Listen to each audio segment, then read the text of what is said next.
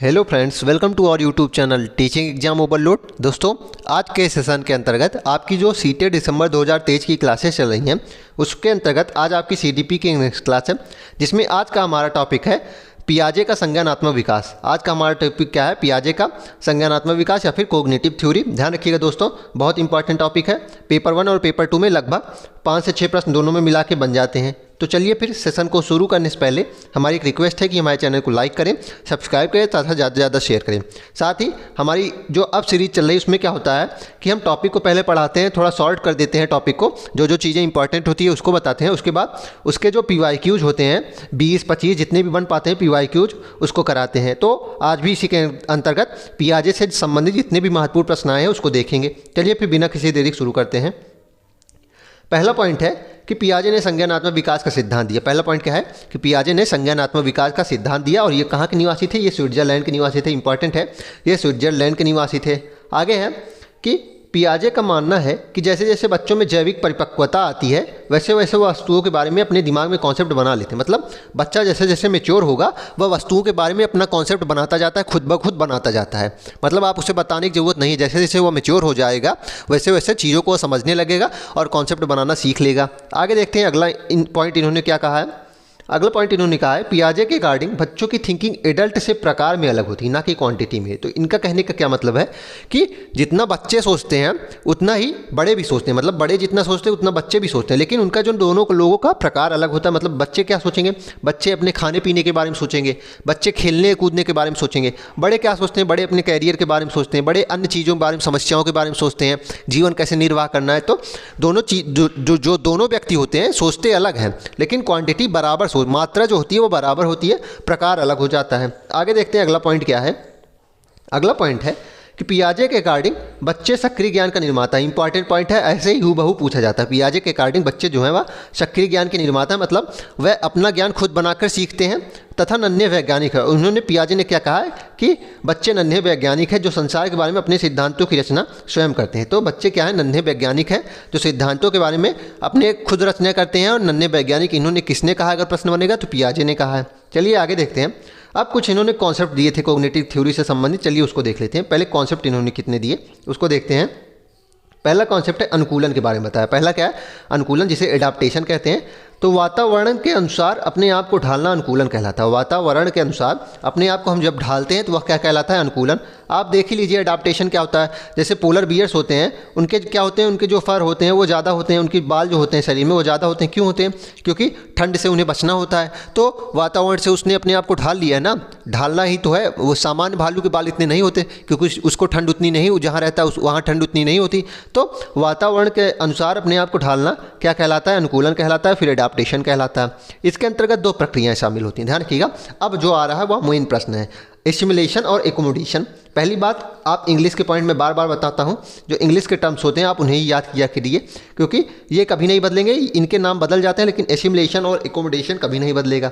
चलिए देखते हैं। पहला पॉइंट एडाप्टेशन में पहला प्रकार है आत्मसातकरण। ये क्या होता है?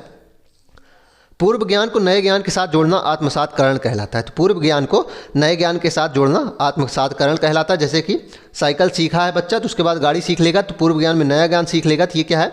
आत्मसातकरण है। इसका एक और बहुत ज़्यादा इंपॉर्टेंट उदाहरण जो मैंने बनाया है उसको दूँ तो मान लीजिए एक बच्चा है, वह अपने पापा के साथ घूम रहा है और वह क्या करता है, आसमान में कुछ चीज़ों को उड़ते हुए देखता है, पूछता है पापा ये क्या है? तो उसके पापा बताते हैं ये बर्ड्स हैं। क्या बताते हैं? बर्ड्स हैं।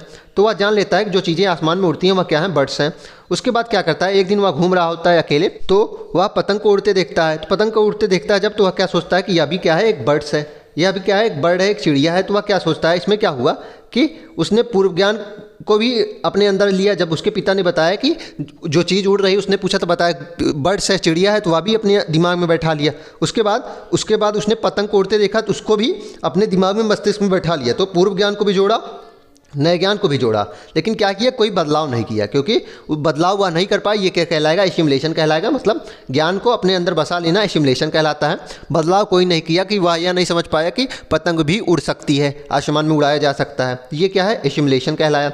दूसरा प्रकार है एकोमोडेशन, दूसरा क्या है एकोमोडेशन, समायोजन। इसमें क्या होता है कि पूर्व ज्ञान में परिवर्तन करके वातावरण के साथ तालमेल बिठाना समायोजन कहलाता है। मतलब पूर्व ज्ञान में कुछ परिवर्तन करना। अभी अगर मैं इसका उदाहरण दूं, मान लीजिए आप एक छोटे बच्चे हैं और अपने पिताजी के साथ पार्क में घूम रहे हैं। उसके बाद आपने क्या देखा कि आपने एक जानवर को देखा सफ़ेद रंग का, आपने वाइट रंग का एक जानवर देखा, पूछा पापा ये क्या है, तो उसने पापा ने आपके बताया कि यह कुत्ता है। तो आपने क्या दिमाग लगाया कि जो सफ़ेद चीज़ें होती हैं और जिनके 4 पैर होते हैं वह कुत्ता ही होंगे। आपने यह जान लिया कि वे डॉग्स ही हो सकते हैं जिनके सफ़ेद रंग होगा, सफ़ेद रंग के, वाइट कलर के और जो 4 पैर वाले होंगे। उसके बाद आप एक दिन और घूम रहे थे, उसके बाद आपने क्या देखा कि एक सफ़ेद रंग के अन्य जानवर को देखा। उसके बाद आपने पता किया तो वह क्या है, तो बिल्ली है। उसमें आपने क्या किया, तब आपको लगा कि नहीं, सिर्फ सफ़ेद रंग के और 4 पैर वाले कुत्ते ही नहीं हो सकते, बिल्लियाँ भी हो सकती हैं। तो आपने क्या किया, पूर्व ज्ञान में परिवर्तन किया ना, कि पहला आपका क्या ज्ञान था, पहले आपने क्या ज्ञान बनाया था कि सफ़ेद रंग के और जो 4 पैर वाले जानवर होते हैं वह सिर्फ कुत्ते होते हैं। लेकिन अब क्या किया कि आपने कुछ परिवर्तन करके यह भी माना कि नहीं, सिर्फ सफ़ेद रंग के और 4 पैर वाले जानवर कुत्ते ही नहीं होते, बिल्लियाँ भी हो सकती हैं या फिर अन्य जानवर भी हो सकते हैं। तो ये क्या है, समायोजन या फिर एकोमोडेशन कहलाता है, जिसमें क्या होता है कि पूर्व ज्ञान में परिवर्तन किया जाता है। आगे देखते हैं, आगे है इक्विलिब्रेशन। आगे क्या है, इक्विलिब्रेशन, संतुलन या फिर साम्य धारण। इसमें देखते हैं क्या होता है कि इसके द्वारा बच्चा आत्मसातकरण और समायोजन की प्रक्रियाओं के बीच संतुलन बनाया जाता है। तो एसिमुलेशन और एकोमोडेशन के बीच में जो संतुलन बनाया जाता है उसे क्या कहा जाता है, इक्विलिब्रेशन कहा जाता है। ऐसे ही पूछा जाएगा कि इक्विलिब्रेशन क्या है, तो एकोमोडेशन और एसिमुलेशन के बीच में जो संतुलन बैलेंस बनाया जाता है उसे क्या कहते हैं, इक्विलिब्रेशन कहते हैं। आगे देखते हैं, अगला पॉइंट है, अगला पॉइंट देखते हैं स्कीमा क्या होता है। स्कीमा देख लेते हैं क्या होता है कि मानव के दिमाग में जो चीज़ पहले से स्टोर होती हैं वह उनका प्रयोग करके किसी व्यक्ति के प्रति एक धारणा बना लेता है, किसी विषय के प्रति, व्यक्ति के प्रति, किसी घटनाओं के प्रति, इसे ही स्कीमा कहते हैं। तो मानव के दिमाग में जो पहले से चीज़ें स्टोर होती हैं उसे हम क्या कहते हैं, स्कीमा कहलाते हैं। उसके बाद जब हम किसी अन्य चीज़ को अपने दिमाग में बैठा लेंगे, हम किसी चीज़ को समझ लेंगे, उसके बाद वह भी हमारे मस्तिष्क में बैठ जाएगी तो वह भी स्कीमा कहलाएगी। उसके बाद फिर हम किसी अन्य चीज़ को स्टोर करेंगे तो स्कीमा कहलाएगी। तो स्कीमा क्या होता है कि मानव के दिमाग में जो चीज़ें स्टोर होती हैं उसे क्या कहा जाता है, स्कीमा कहा जाता है। और इसे क्या कहा जाता है, इसे सूचनाओं का पैकेट्स कहा जाता है। ध्यान रखिएगा, इसे क्या कहा जाता है, सूचनाओं का पैकेट्स। आगे देखते हैं, आगे है कि मानव शिशु में स्कीमा प्रवृत्ति और प्रतिक्रिया जन्मजात होती है। तो मानव शिशु में स्कीमा की जो प्रवृत्ति होती है वह जन्मजात होती है। आगे देखते हैं ऑर्गेनाइजेशन क्या होता है। ऑर्गेनाइजेशन क्या होता है कि पियाजे के सिद्धांत में संज्ञानात्मक प्रणाली के लिए स्कीमाओं को पुनर्व्यवस्थित करना, तो स्कीमाओं को ऑर्गेनाइज करना ऑर्गेनाइजेशन कहलाता है। ध्यान रखिएगा, डायरेक्ट प्रश्न बनेगा कि पियाजे के अनुसार ऑर्गेनाइजेशन क्या होता है, पियाजे की थ्योरी के अनुसार। तो स्कीमाओं को, जो स्कीमाज होते हैं उसको पुनर्व्यवस्थित करना, ऑर्गेनाइज करना ऑर्गेनाइजेशन कहलाया जाता है। आगे देखते हैं, अब इन्होंने अपने संज्ञानात्मक विकास की 4 अवस्थाएं बताई हैं। मोस्ट इंपॉर्टेंट है, बहुत ज़्यादा इंपॉर्टेंट प्रश्न यही बनता है। अगर आप PYQ लगाए होंगे तो आप देखे होंगे कि संज्ञानात्मक विकास की जो अवस्थाएं हैं 4 बताई हैं और इसी से प्रश्न ज़्यादा बनता है। चलिए देखते हैं, पहली अवस्था क्या है। पहली अवस्था है संवेदी पेशी अवस्था या फिर संवेदी गामक अवस्था भी इसे कहते हैं। सेंसरी मोटर स्टेज, जो कि 0 से 2 वर्ष होती है। ध्यान रखिएगा, यह 0 से 2 वर्ष होती है। इसमें पहला पॉइंट क्या है कि इस अवस्था में बच्चा अपनी ज्ञानेंद्रियों के माध्यम से सीखता है। मतलब बच्चा अपनी ज्ञानेंद्रियों के माध्यम से सीखता है। जैसे कि बच्चा किसी भी चीज़ को छू कर देख सीखेगा, देख कर सीखेगा, महसूस करके और सुनकर सीखेगा। मतलब अपनी ज्ञानेंद्रियों से ही सीखता है, उसे अन्य ज्ञान का नहीं पता होता। जो चीज़ें वह अपनी ज्ञानेंद्रियों से ही सीखता है। अगला है कि इसमें वस्तु स्थायित्व, ऑब्जेक्ट परमानेंस का गुण आ जाता है। वस्तु स्थायित्व क्या होता है कि यानी बच्चा अपने दिमाग में वस्तुओं की छाप बनाना शुरू कर देता है, जिससे वह छिपी हुई वस्तु को भी ढूंढ लेता है। मतलब वह दिमाग में अपने बैठा लेता है कि यह चीज़ चाबी है। जैसे कि मान लीजिए आपकी चाबी रखी है और अब आप अपने बच्चों को बता देंगे कि ये चाबी है। उसके बाद वह चाबी को कहीं छुपा देगा तो उसे यह पता रहेगा कि मैंने चाबी कहाँ छुपाई है। तो वह छिपी हुई चीज़ों को ढूंढने लगता है। और अगर आप पूछेंगे कि चाबी कहाँ है तो वह दे देगा आपको। तो प्रश्न बनता है, डायरेक्ट प्रश्न बनता है कि वस्तु स्थायित्व का गुण किस स्टेज में आता है पियाजे की थ्योरी के अनुसार। तो वह सेंसरी मोटर जो 0 की 2 वर्ष होती है, 0 से, उसी में आता है। आगे देखते हैं, आगे है पूर्व संक्रियात्मक अवस्था या फिर प्री ऑपरेशनल स्टेज, जो कि 2 से 7 वर्ष होती है। ध्यान रखिएगा, यह 2 से 7 वर्ष होती है। दूसरी स्टेज है प्री ऑपरेशनल। इसमें क्या होता है, प्री ऑपरेशनल का मतलब ही समझ लीजिए पूर्व संक्रियात्मक, मतलब क्रिया करने से पूर्व की अवस्था। तो यह क्रिया करने से पहले की अवस्था होती है। यह क्रिया करने से पहले की अवस्था होती है। इसमें बच्चा सामने आने वाली चीज़ों को देख पाएगा, समझ पाएगा, लेकिन कोई क्रिया नहीं कर पाएगा। तो इसमें क्या होता है कि बच्चा के सामने जो चीज़ें आएंगी उसको देख भी लेगा, समझ भी लेगा, लेकिन कोई क्रिया नहीं कर पाएगा। इस स्टेज में बच्चा प्रतीकों का यूज करने में निपुण हो जाता है। मोस्ट इंपॉर्टेंट पॉइंट है, प्रतीकों का यूज करने में निपुण हो जाता है। जैसे साइकिल शब्द सुनकर उसके माइंड में साइकिल की एक इमेज बन जाएगी। तो प्रतीकों का यूज, प्रश्न बनता है कि प्रतीकों का यूज करने में बच्चा कब सीखता है, तो प्री ऑपरेशनल स्टेज में, जो कि 2 से 7 वर्ष होती है। ध्यान रखिएगा, 2 से 7 वर्ष। ऐसा भी प्रश्न बन सकता है कि आपको दे देंगे, एक में 11 वर्ष दे देंगे, एक में 10 दे देंगे, एक में 3 वर्ष दे देंगे, तो कौन सा ऑप्शन हो जाएगा? 2 से 7 के बीच में ही तो सीखेगा, तो 3 वर्ष वाला आंसर सही हो जाएगा। तो प्री ऑपरेशनल में पहली चीज़ क्या इंपॉर्टेंट हो जाएगी? बच्चा प्रतीकों का यूज करना सीख लेता है। इस स्टेज में लक्ष्य निर्देशित व्यवहार, गोल डायरेक्टेड बिहेवियर आ जाता है बच्चों में। इसमें क्या होता है? गोल डायरेक्टेड बिहेवियर आ जाता है। मतलब इसका क्या होता है कि बच्चे का जो गोल होता है, जैसे बच्चे को भूख लगेगी तो वह सिर्फ अपने भूख के ही पीछे अपना बिहेवियर दिखाएगा, मतलब उस पर अपना ध्यान केंद्रित कर लेगा। तो बच्चे का जो उस समय गोल होगा उसी पे अपना ध्यान देगा। तो प्री ऑपरेशनल में अभी तक आपने क्या जाना कि बच्चा प्रतीकों का यूज करना सीख लेता है, पहला इंपॉर्टेंट पॉइंट। दूसरा, गोल डायरेक्टेड बिहेवियर हो जाता है। और आपने सेंसरी मोटर में क्या सीखा कि ज्ञानेंद्रियों के माध्यम से यह सीखता है, और वस्तु स्थायित्व का गुण आ जाता है। तो 2 चीज़ें इसमें सिर्फ थी संवेदी में। और आगे देखते हैं, आगे है जीववाद। जीववाद का गुण क्या होता है? एमिनिज्म होता है। जीववाद का गुण क्या होता है? एमिनिज्म। जब बच्चा सजीव और निर्जीव वस्तु में अंतर नहीं कर पाता तो जीववाद उसे ही कहते हैं। तो बच्चा क्या होता है? सजीव और निर्जीव में अंतर नहीं कर पाता। प्रश्न बनता है कि बच्चों में जीववाद का गुण किसमें होता है, एमिनिज्म किसमें होता है? तो जब बच्चा सजीव और निर्जीव में अंतर नहीं कर पाता है तो वह जीववाद कहलाता है। जैसे कि बच्ची है, वह गुड़िया से खेलती रहती है, बोलती है मैं इसे नहलाऊंगी, इसको खिलाने का प्रयास करती है, उसके बाल बनाने का प्रयास करती है, ये बोलती है मेरा भाई है, ये बच्चा है, बाबू है। तो ये क्या है? जीववाद का ही तो गुण है। वह सजीव और निर्जीव में अंतर नहीं कर पा रही है, और यह गुण किसमें आता है? प्री ऑपरेशनल में आता है ना। तो इसमें प्रश्न कैसे बनता है? इसमें प्रश्न ऐसे बनता है कि एक बच्चा है, वह सजीव और निर्जीव में अंतर नहीं कर पा रहा है, तो वह पियाजे के अनुसार किस अवस्था में है? तो वह प्री ऑपरेशनल स्टेज में है, वह प्री ऑपरेशनल स्टेज में है। अगला पॉइंट इसमें क्या होता है? प्री ऑपरेशनल में अहम केंद्रित होता है बच्चा। अहम केंद्रित मतलब क्या होता है? ईगो सेंट्रिज्म उसके अंदर होता है। जब बच्चा यह सोचना शुरू कर देता है कि जो वह कर रहा है, वो सोच रहा है, वह सबसे ठीक है, तो यही अहम केंद्रित होता है। मतलब जब बच्चा यह सोचता है कि मैं जो सोच रहा हूँ सभी को वही सोचना चाहिए, और मेरी जो सोच है वह सबसे अच्छी है, और यही अहम केंद्रित कहलाता है। जैसे कि मान लीजिए उदाहरण दूँ कि बच्चा जब यह सोचता है कि मुझे अगर चॉकलेट आइसक्रीम पसंद है तो मेरे मम्मी को, मेरे पापा को, मेरे भाई या बहन को, जितने भी लोग हैं इस संसार में, सबको चॉकलेट आइसक्रीम ही पसंद होनी चाहिए। अगर मुझे यह खाना पसंद नहीं है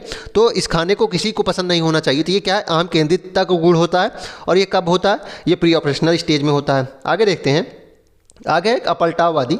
अपलटाववादी का गुण इसमें नहीं होता। ध्यान रखिएगा, इसमें अपलटाववादी का गुण नहीं होता। जैसे कि 4 + 6 को 10 बता देगा, लेकिन 6 + 4 को 10 नहीं बता पाएगा। ध्यान रखिएगा, 4 + 6 को 10 बता देगा, 6 + 4 को 1 नहीं बता पाएगा। तो अपलटाववादी का गुण इसमें नहीं होता है। तो इसमें आपको क्या याद करना है? ट्रिक अगर मैं बता दूँ, ट्रिक आप देख लीजिए कि पूर्व संक्रियात्मक अवस्था में क्या क्या चीज़ें होती हैं, आपको ये याद करना है। उसके बाद आपको क्या याद करना है? उसके बाद इसमें जो चीज़ें नहीं होती हैं वह अगली अवस्था में सब अपने आप हो जाती हैं। मतलब जितनी भी चीज़ें इसमें अभी आप पढ़ेंगे कि ये चीज़ें नहीं कर पाता है, वह अपने आप अगली अवस्था में, जिसको मूर्त संक्रियात्मक अवस्था कहते हैं, उसमें जान जाएंगे। तो इसमें क्या क्या होती है? सिंबल का यूज करना सीख लेता है, पहला पॉइंट। गोल डायरेक्टेड बिहेवियर होता है, और जीववाद का गुण इसमें होता है, मतलब बच्चा सजीव और निर्जीव में अंतर नहीं कर पाता है, और अहम केंद्रितता अर्थात ईगोसेंट्रिज्म होता है बच्चा। आगे देखते हैं, आगे है अपलटाववादी का गुण नहीं होता। तो नहीं होता तो किसमें यह गुण आएगा? मूर्त संक्रियात्मक अवस्था में, जो तीसरी अवस्था होती है उसमें आएगा। मुद्रा संप्रत्यय का गुण नहीं होता। मुद्रा संप्रत्यय का गुण क्या होता है कि अगर आप मान लीजिए 10 सिक्का लिए हैं, 10 सिक्का ले लीजिए एक एक का, और एक 10 का नोट ले लीजिए, तो बच्चा 10 का सिक्का चुनेगा क्योंकि वह ज़्यादा दिखेगा। तो यही मुद्रा संप्रत्यय का गुण होता है।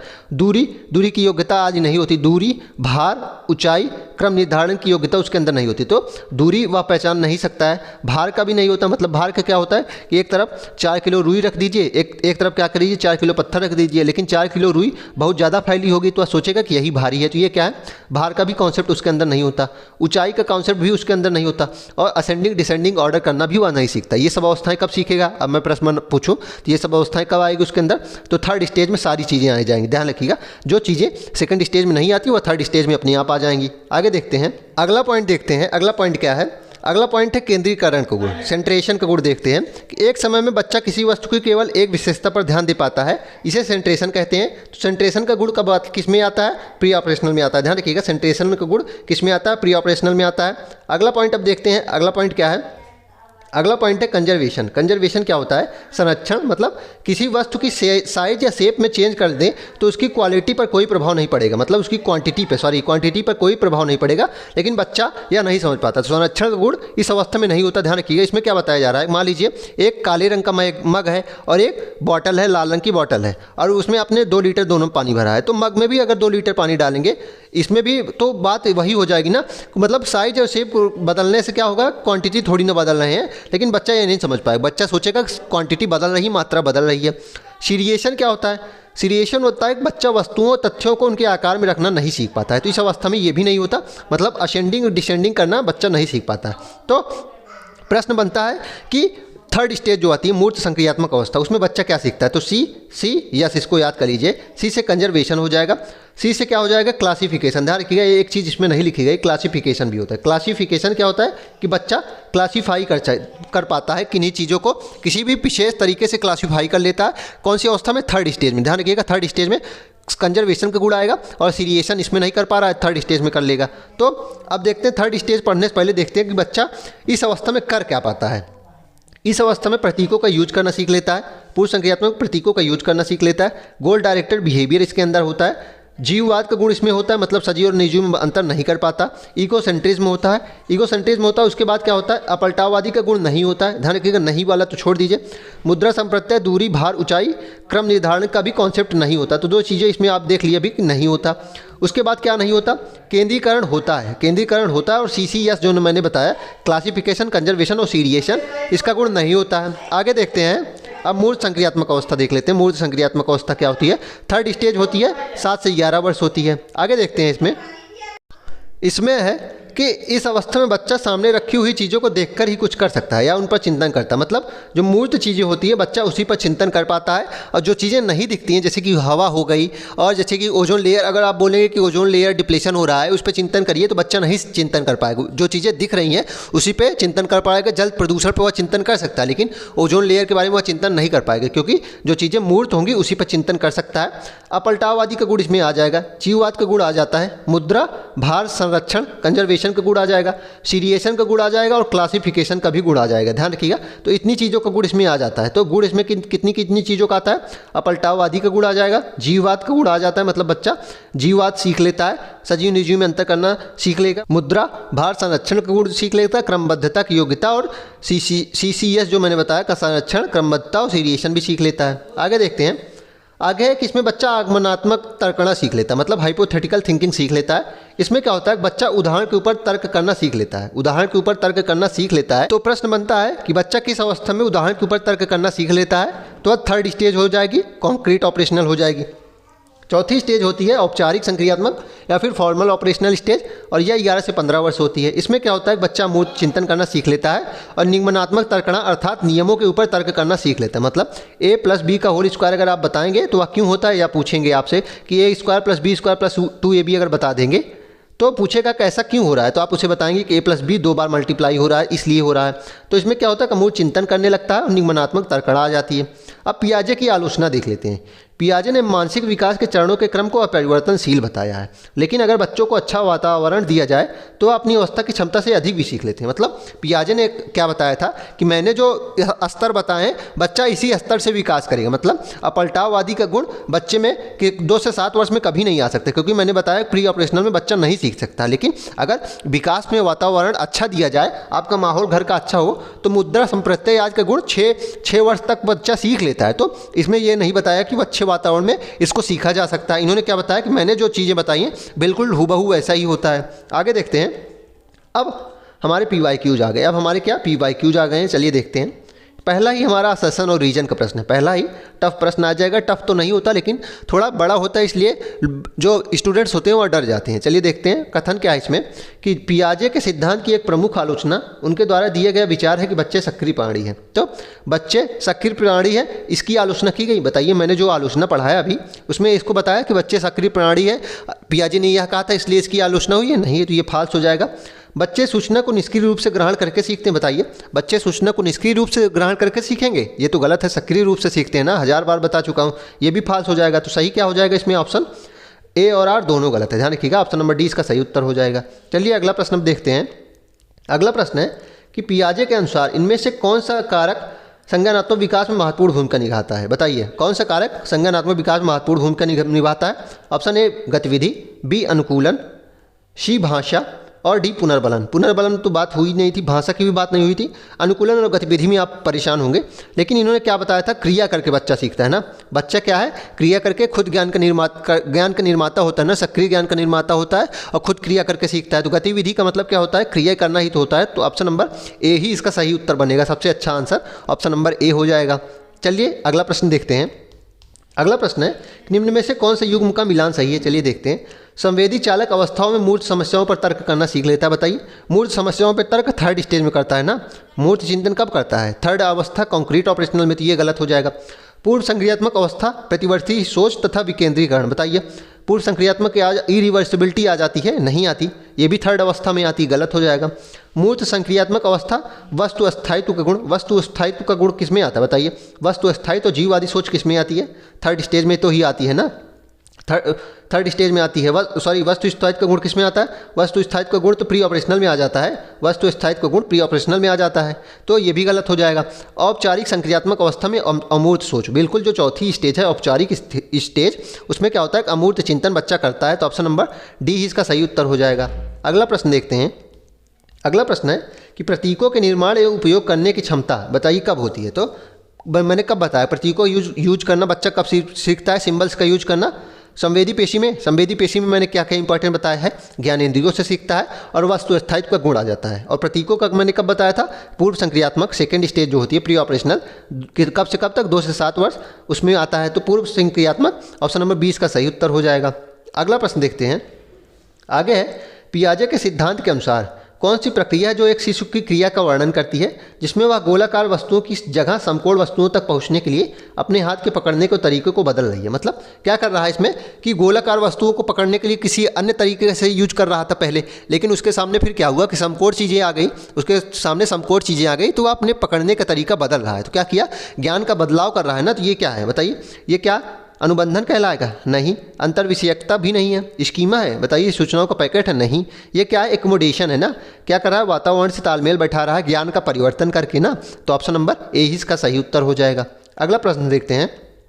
अगला है कि पियाजे के संज्ञानात्मक विकास के सिद्धांत के अनुसार अधिकांश बच्चे संतुलन, क्रमबद्धकरण और वर्गीकरण किस चरण में सीखते हैं। बताइए, मैंने बताया है CCS कब सीखते हैं बच्चे, बताइए, सेकंड स्टेज में सीखते हैं। सेकंड स्टेज में मैंने सेंट्रेशन बताया था, लेकिन यहाँ सेंट्रेशन सी से नहीं मतलब है। सी से मतलब क्या है, सी से मतलब है क्लासिफिकेशन, कंजर्वेशन और सीरिएशन। सीरिएशन मतलब क्या है, चीज़ों को क्रम में लगाना। जैसे कि अगर प्रश्न बन जाएगा, मैथ में भी प्रश्न बनता है, बच्चा पियाजे के सिद्धांत के अनुसार असेंडिंग और डिसेंडिंग ऑर्डर में करना चीज़ों को कब सीखता है, तो थर्ड स्टेज में सीखेगा, मूर्त संक्रियात्मक अवस्था में। तो CCS कब सीखता है, थर्ड स्टेज में सीखता है, मूर्त संक्रियात्मक अवस्था में। तो ऑप्शन नंबर सी इसका सही उत्तर हो जाएगा। आगे देखते हैं। अगला प्रश्न है कि रीमा ने अभी हाल ही में तार्किक रूप से और बेहतर संयोजित रूप से अपनी प्रतिक्रिया को तार्किकता को स्पष्ट करते हुए प्रश्नों के उत्तर देना प्रारंभ कर दिया है। पियाजे के संज्ञानात्मक विकास के अनुसार उसने किस चरण में प्रवेश कर लिया। बताइए, तार्किक रूप से क्या कर रही है, प्रश्नों का उत्तर दे रही है। ध्यान रखिएगा, जो चीज़ें वह सुन रही है अमूर्त रूप से नहीं, मूर्त रूप से। तो यह किस अवस्था में आता है, सी ऑप्शन में ही तो है। आगमनात्मक तर्कणा किस में आती है, तर्कणा कर रही है लेकिन अमूर्त नहीं। ध्यान रखिएगा, अमूर्त दिया होता तो ऑप्शन नंबर डी हो जाता, लेकिन कह रही है प्रश्न सुनकर तर्क कर रही है, तो ऑप्शन नंबर सी हो जाएगा ना। आगमनात्मक तर्कणा कर रही है, तो ऑप्शन नंबर सी इसका सही उत्तर हो जाएगा। आगे देखते हैं। आगे है, पियाजे और कोहलबर्ग द्वारा प्रतिपादित सिद्धांतों के बारे में कौन सा कथन सही है। बताइए, पियाजे और कोहलबर्ग के सिद्धांत के बारे में कौन सी चीज़ें सही बताई जा रही है। दोनों ने ही वयस्कों में संज्ञानात्मक विकास की बात की है, नहीं। कोहलबर्ग ने तो नैतिक विकास की बात की है। आगे है कि दोनों के ही सिद्धांतों में विकास के 8 चरण हैं, नहीं। पियाजे में कितने चरण हैं, 4 हैं। कोहलबर्ग में कितने चरण हैं, 6 हैं ना, 6 चरण है, ये भी गलत हो जाएगा। दोनों के ही सिद्धांत विकास के मध्य बाल्यावस्था चरण तक सीमित है, नहीं, ये भी गलत हो जाएगी। मध्य बाल्यावस्था तक ही सीमित है, गलत है। दोनों सिद्धांत अवस्थाओं को प्रतिपादित, बिल्कुल, दोनों सिद्धांत में स्टेज की बात की गई है ना, 4 स्टेज उसमें, 6 स्टेज इसमें। तो ऑप्शन नंबर डी ही सही हो जाएगा कि दोनों सिद्धांत अवस्थाओं को प्रतिपादित करते हैं। ध्यान रखिएगा, PYQ क्वेश्चन है, ये सारे क्वेश्चन जो है प्रीवियस ईयर क्वेश्चन है। अगर आप इनको लगा पा रहे हैं तो जान लीजिए आपकी तैयारी बहुत अच्छे ढंग से चल रही है। आगे देखते हैं। आगे है, पियाजे के अनुसार जब किसी बच्चे को खिलौना दिखाया जाता है और फिर छुपाया जाता है, वह उसे भूलने की बजाय खिलौने की खोजने की कोशिश करता है। यह मैंने कब क्या बताया है, वस्तु स्थायित्व का गुण हो गया ना। तो वस्तु स्थायित्व वाला ऑप्शन चलिए देखते हैं। सॉरी, यह किस अवस्था में आता है, अच्छा यह किस अवस्था में आती है, तो वस्तु स्थायित्व गुण किस अवस्था में आता है, संवेदी पेशी में आता है। तो देखते हैं संवेदी पेशी अवस्था किस में है, तो संवेदी चालक केवल एक ऑप्शन में है, तो ऑप्शन नंबर सी है। और यह विशेषता पूछी गई कौन सी है, तो यह विशेषता वस्तु स्थायित्व ही तो है, या वस्तु स्थायित्व का गुण है, और यह संवेदी चालक अथवा संवेदी गामक अवस्था में आता है, या फिर संवेदी पेशी। आगे देखते हैं, आगे है बच्चों में संज्ञानात्मक विकास को सुसाधित करने के लिए जीन पियाजे किसको महत्व देते हैं और वाइगोत्स्की किसको महत्वपूर्ण मानते हैं, बताइए। वाइगोत्स्की ने हूबहू, मैं वाइगोत्स्की का जो टॉपिक पढ़ाया हूँ सीडीपी की प्लेलिस्ट देख लीजिए, उसमें बताया है, हूबहू बताया है कि जो संज्ञानात्मक विकास होता है वह जो भाषा होती है वह किसको सुगम बनाती है, विकास को सुगम बनाती है। मैंने क्या बताया, वाइगोत्स्की ने क्या कहा है, भाषा विकास को सुगम बनाती है ना। तो वाइगोत्स्की में भाषा आ जाएगी, तो भाषा वाला ऑप्शन देख लेते हैं, एक ही है। वाइगोत्स्की में सेकंड ऑप्शन में भाषा आएगा। तो इन्होंने क्या बताया, बच्चे क्रिया करके सीखते हैं, इन्होंने क्या बताया, क्रिया करेंगे तो विकास होगा संज्ञानात्मक, और इन्होंने क्या बताया कि भाषा जो है वह संज्ञानात्मक विकास को सुगम बनाती है। तो ऑप्शन नंबर ए ही इसका सही उत्तर हो जाएगा। आगे देखते हैं, पियाजे के अनुसार किस अवस्था में शिशु शारीरिक क्रियाओं के साथ संवेदी अनुभवों का समन्वय करके दुनिया की खोज करता है, बताइए। पियाजे के अनुसार किस अवस्था में शिशु जो है वह शारीरिक क्रियाएं करता है, मतलब ज्ञानेंद्रियों से सीखता है, शारीरिक क्रियाओं करता है और संवेदी अनुभव करके, संवेद ध्यान रखिएगा, संवेदी आ ही रहा है तो कौन सी अवस्था हो जाएगी, बताइए। दुनिया की खोज किसमें करेगा, संवेदी चालक अवस्था में ना, तो ऑप्शन नंबर बी ही इसका सही आंसर हो जाएगा। अगला प्रश्न देखते हैं। अगला प्रश्न है कि पियाजे के सिद्धांत में एक बच्ची जो मानती है कि कार सजीव है क्योंकि वह चलती है, क्या प्रदर्शित कर रहा है, बताइए। इसको मैंने पढ़ाया है, क्या प्रदर्शित कर रहा है, जीववादी सोच, एनमिनिज्म यही तो है ना, एनमिनिज्म यही तो कहलाई जाती है, ये क्या है। और जीववादी का गुण किसमें होता है बच्चे में, जीववाद मतलब जीववाद के गुण किसमें होता है, प्री ऑपरेशनल में होता है ना। क्या प्री ऑपरेशन में क्या होता है, जो बच्चा होता है सजीव और निर्जीव में अंतर नहीं कर पाता है, लेकिन सजीव और निर्जीव में अगर प्रश्न बनेगा अंतर करना सीख लिया है तो वह कौन सी अवस्था हो जाएगी, वह मूर्त ऑपरेशनल हो जाएगी। ध्यान रखिएगा, मूर्त संक्रियात्मक अर्थात कॉन्क्रीट ऑपरेशनल हो जाएगी, इसको नोट कर लीजिएगा, कॉन्क्रीट ऑपरेशनल हो जाएगी। आगे देखते हैं, आगे है कि पियाजे के संज्ञानात्मक विकास के सिद्धांत के अनुसार निम्न में से किस चरण पर बच्चे वस्तुओं को वर्णित करने के लिए संकेतों का इस्तेमाल करते हैं, बताइए। प्रतीकों का यूज करना बच्चा कब सीखता है, मैंने पढ़ाया है, प्रतीकों का यूज करना बच्चा कब सीखता है, सिंबल्स का यूज करना कौन सी अवस्था में, संवेदी कामक में तो दो चीज़ें होती हैं, ज्ञानेंद्रियों से सीखता है और वस्तु स्थायित्व गुण। पूर्व संक्रियात्मक में बताया है ना, तो ऑप्शन नंबर बी ही इसका सही उत्तर हो जाएगा। पूर्व संक्रियात्मक में बच्चा प्रतीकों का यूज करना सीख लेता है, गोल डायरेक्टेड बिहेवियर होता है उसके अंदर, ईगो सेंट्रिज्म होता है और सेंट्रेशन होता है, चार चीज़ें होती हैं। आगे देखते हैं, आगे अगला प्रश्न है, पियाजे के अनुसार मस्तिष्क में ज्ञान की व्यवस्थित संरचनाएं क्या कहलाती है, बताइए। ज्ञान की जो व्यवस्थित संरचनाएं होती हैं वह क्या कहलाती हैं, संचालन इन्होंने कहा है, नहीं, इन्होंने क्या कहा है, स्कीमा। स्कीमा क्या कहा, ज्ञान की संरचित जो संरचनाएं होती हैं, व्यवस्थित संरचनाएं, वही स्कीमा कहलाती हैं। आगे देखते हैं, आगे अगला प्रश्न है कि पियाजे के सिद्धांत में क्रियाओं और विचारों की संगठित प्रणाली जो व्यक्तियों को उनके जीवन से संबंधित वस्तुओं और घटनाओं को मानसिक रूप से प्रस्तुत करने और सोचने की स्वीकृति देती है, क्या कहलाती है, बताइए।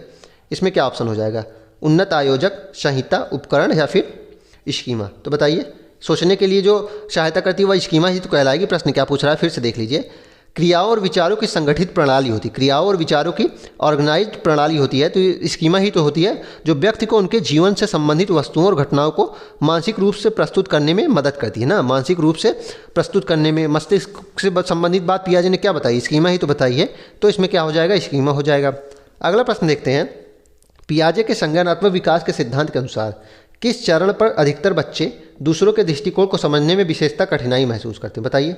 दूसरे के दृष्टिकोण को समझने में कब कठिनाई महसूस करते हैं, उत्तर पारंपरिक अवस्था, पूर्व संक्रियात्मक, मूर्त संक्रियात्मक या फिर औपचारिक संक्रियात्मक, बताइए। इसको मैंने क्या पढ़ाया है, इसमें प्रश्न हुबहू तो दिया गया लेकिन थोड़ा भाषा बदली गई। इसमें बात हो रही है ईगो सेंट्रिज्म की, इसमें क्या बात हो रही है, ईगो सेंट्रिज्म की बात हो रही है कि बच्चा दूसरों के विचार को नहीं समझ पाता है। तो कौन सी अवस्था में होती है, पूर्व संक्रियात्मक अवस्था ही तो होती है कि बच्चों क्या होता है, बच्चों के अंदर दूसरे का दृष्टिकोण वह नहीं समझ पाता है। तो ऑप्शन नंबर क्या हो जाएगा इसमें, ऑप्शन नंबर बी हो जाएगा।